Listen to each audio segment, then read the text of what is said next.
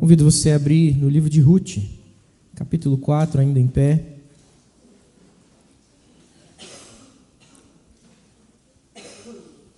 Ruth, capítulo 4, versículos 1 a 12.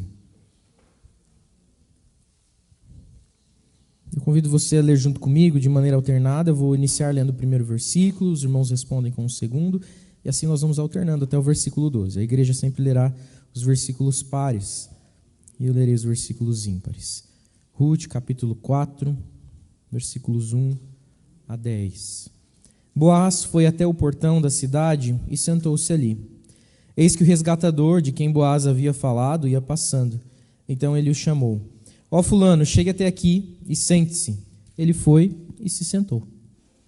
Então Boaz chamou 10 homens dos anciãos da cidade e disse: sentem-se aqui.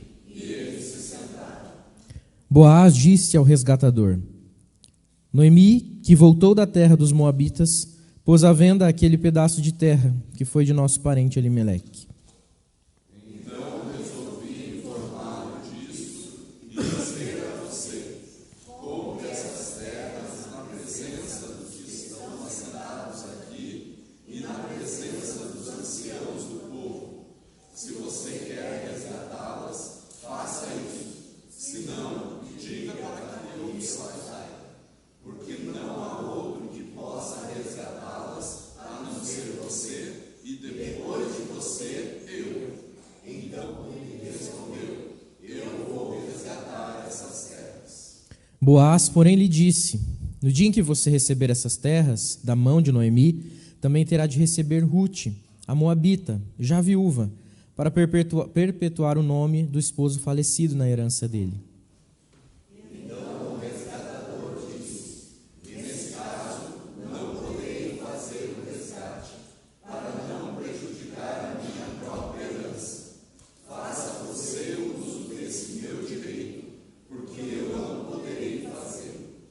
Este era antigamente o costume em Israel, quanto a resgates e permutas. Quem queria confirmar um negócio, tirava a sandália do pé e a entregava ao outro.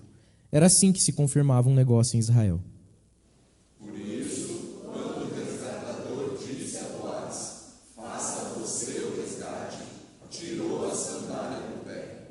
Então Boaz disse aos anciãos e a todo o povo: Hoje vocês são testemunhas de que comprei de Noemi tudo o que pertencia a Elimeleque, a Quilion e a Malom.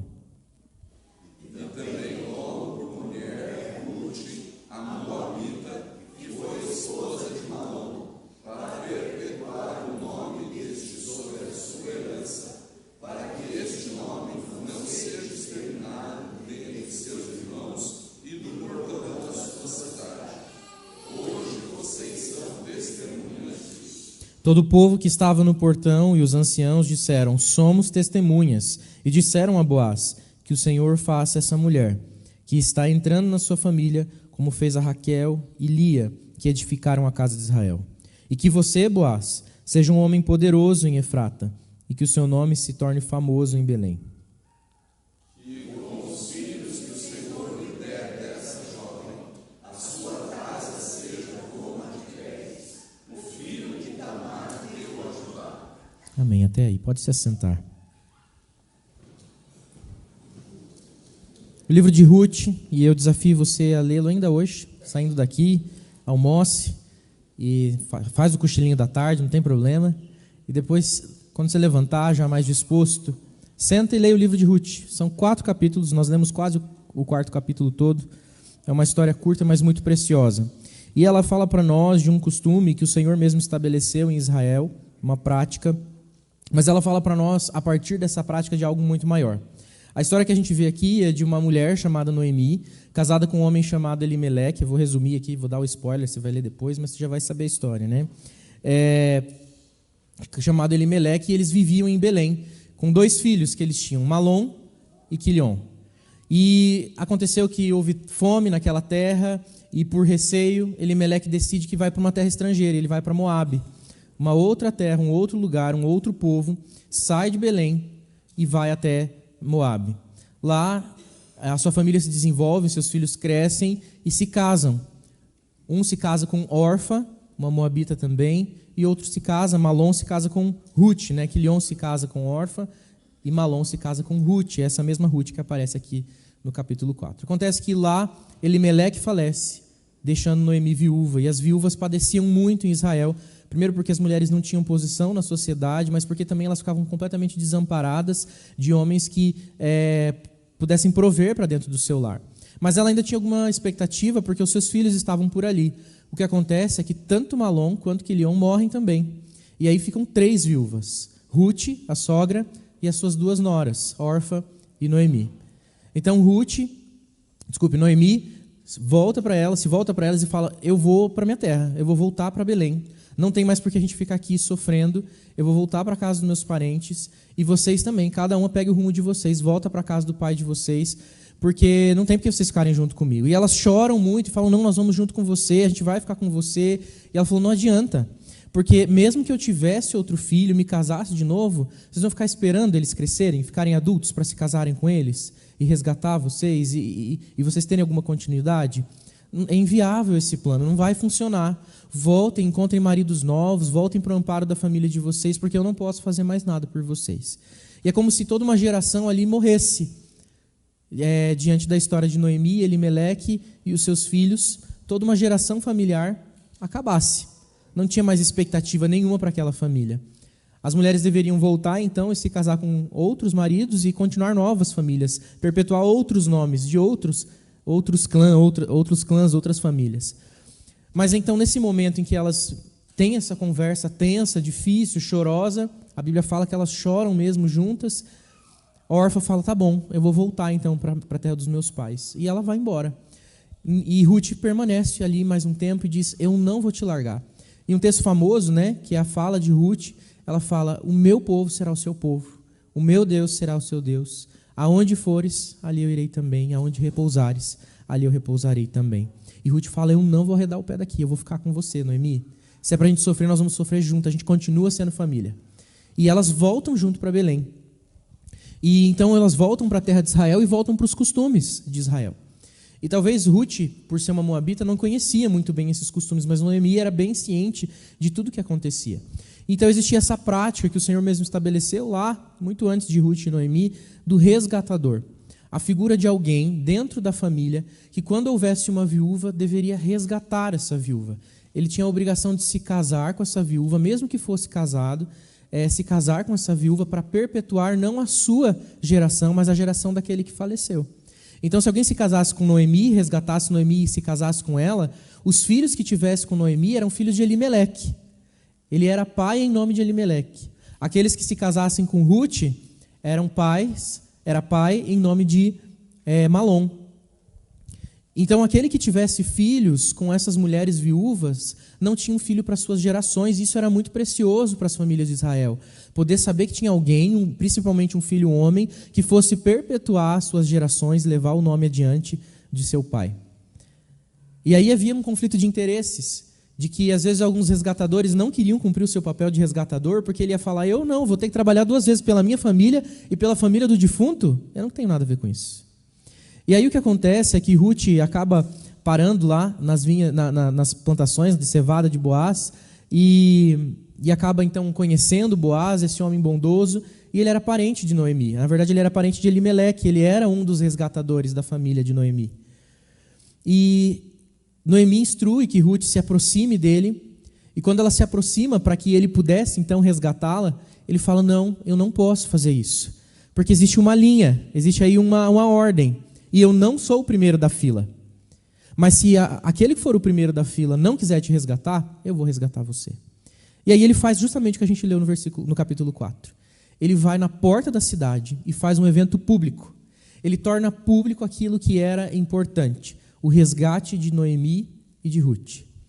E ele chama, então, fica aguardando esse resgatador, e a Bíblia não fala nem o nome, né? Na minha versão ainda fala que, ô fulano, né? Chama ele de fulano.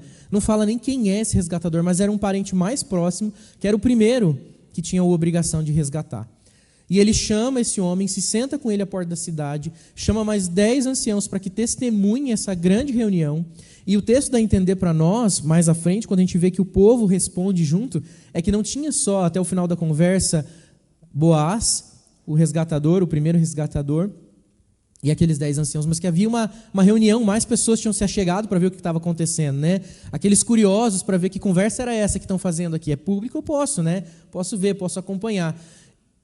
E essa conversa ela é essencial. Porque ele fala para o resgatador, existe uma mulher, parente sua, e que você tem a função de resgatá-la. E reaver as suas terras, comprar as suas terras, para que ela tenha sustento quando você compra as terras dela. E você aceita resgatá-la?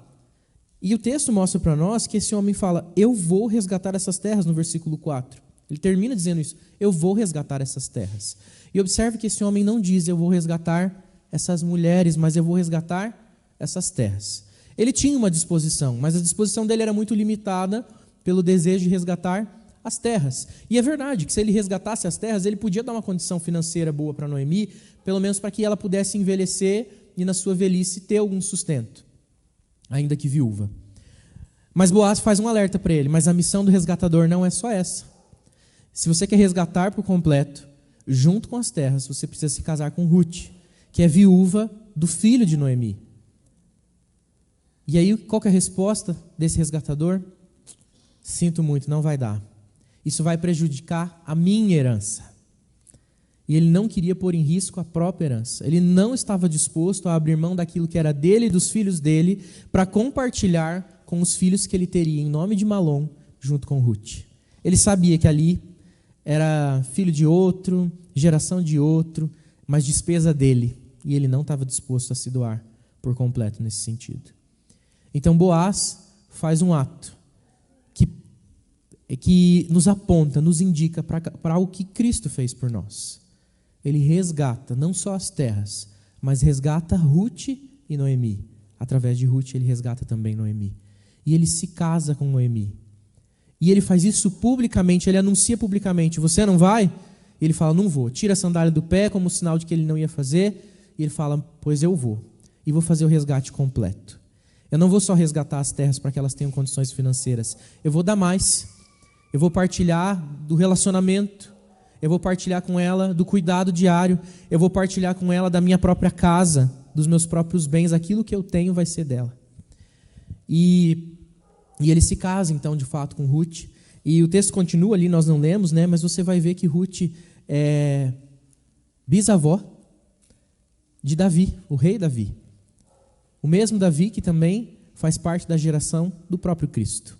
Essa mulher moabita, estrangeira, resgatada e faz parte da linhagem do Salvador. É isso que Jesus faz comigo e com você.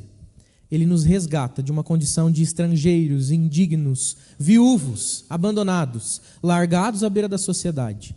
E Ele nos compra com precioso sangue, com alto preço, com obra de amor. Mas Ele não faz isso pela metade. Essa semana fui confrontado pelo Senhor de como às vezes a gente se acomoda e acha que o Senhor faz resgates pela metade, mas Ele não faz. Ele não faz, o Senhor faz obras completas na nossa vida. O Senhor faz obras inteiras na nossa vida. O Senhor sempre nos alcança por completo. E se tem alguma coisa, alguma área na nossa vida que está pela metade, eu digo para você que o Senhor ainda vai completar essa obra. Na minha vida e na sua vida. Isso me toca porque eu sei o quanto eu sou indigno de receber que o Senhor só compre as minhas terras, sabe? Metade do resgate, que era aquele primeiro resgatador que ia fazer. Mas Ele diz para mim e para você que Ele compra tudo e ainda nos chama para se relacionar conosco. Ele nos chama para perto porque Ele diz que nos ama, sendo nós completamente indignos. Nós não merecemos partilhar dessa mesa que nós vamos partilhar nessa manhã. Nós não merecemos tomar do corpo de Cristo, porque nós somos pecadores. Mas o Senhor nos comprou por inteiro, não pela metade. Ele não comprou a gente para a gente vir aqui domingo. Ele comprou a gente para a gente viver a vida inteira com Ele. Ele não comprou a gente para que a gente tivesse um lugar numa igreja. Ele comprou a gente para que a gente tivesse relacionamento com Ele todos os dias. Para que a gente encontrasse Ele em oração, para que a gente leia a palavra e ouça a voz dEle falando aos nossos ouvidos pela Sua palavra. Ele nos comprou para que a gente possa viver cheio do Espírito e provar de alegria profunda. Ele nos comprou para que a gente possa ser liberto das nossas limitações, da nossa cabeça dura, do nosso coração duro. dos nossos pecados, das nossas maldades, dos nossos pensamentos cruéis. Ele não nos comprou para que a gente possa viver com menos pecado, mas para que a gente possa viver completamente limpo, sem pecado algum. Só Ele pode fazer isso por nós. Os outros resgatadores, eles compram as nossas terras, mas eles não nos chamam para perto. Eles não querem conviver com a nossa sujeira, com as nossas impossibilidades. Mas o Cristo, o Filho de Deus, majestoso, glorioso, poderoso, nos chama para perto, para viver com Ele. Ele se casa conosco. E Cristo nos chama a igreja dele de sua noiva.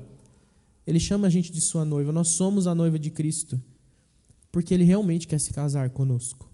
E o nosso anseio deve ser pelo dia em que a Jerusalém Celestial virá e nós iremos nos unir por completo com Ele, em pureza, em santidade e completos no Senhor.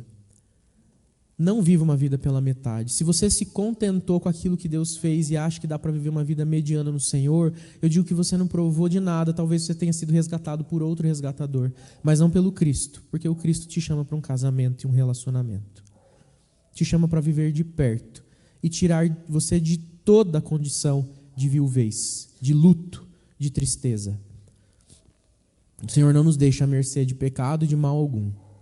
Não nos deixa à mercê de nada que o mundo possa fazer de mal contra nós, mas Ele nos protege totalmente, nos resgata por completo e limpa os nossos corações por completo. Eu desafio você a não simplesmente provar das grandes e maravilhosas bênçãos que estão reservadas para nós na salvação, mas a provar da pureza do sangue de Cristo para que você seja completamente livre do pecado. Para que você possa abandonar de uma vez por todas aqueles pecados que você tem recorrentemente visitado e cultivado no seu coração. E mesmo que você possa dizer, não, mas é pouco, eu era muito mentiroso, agora eu minto só uma vez por ano. O Senhor chamou você para viver completamente livre da mentira. Eu era irado, eu brigava todo dia com meu esposo, com os meus filhos, com a minha esposa, no meu trabalho. Agora não, pastor, é uma vez por semana e olhe lá que eu fico um pouco mais irritado, irritada. O Senhor te chamou para viver uma vida plena com Ele, para abandonar por vez, de uma vez por todas, a ira. E isso para qualquer pecado que eu possa citar aqui. O Senhor nos libertou por completo, para que os nossos olhos sejam purificados, para que a nossa mente seja purificada, para que as nossas mãos sejam purificadas, para que os nossos pés caminhem em lugares puros e em um caminho puro com o Senhor Jesus.